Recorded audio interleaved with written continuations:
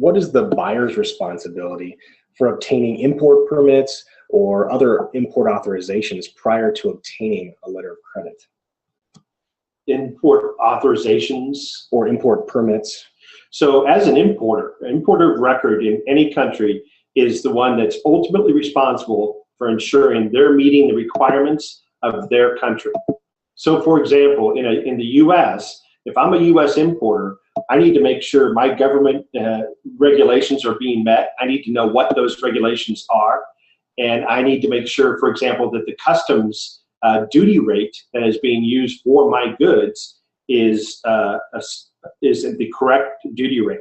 All that obligation falls on me as an importer. Now, an exporter, the buyer should have all the responsibility.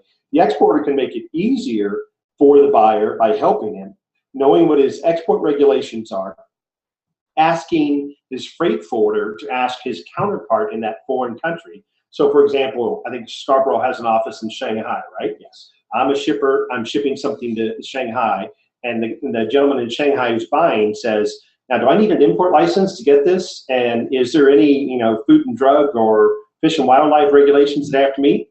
Let's ask Shanghai Scarborough to check into that for us and give us their recommendation on best advice. And then we would provide that information to the importer, but basically also making him know that ultimately he, as the importer of record, is ultimately responsible, and what Scarborough is doing is making recommendations. Right.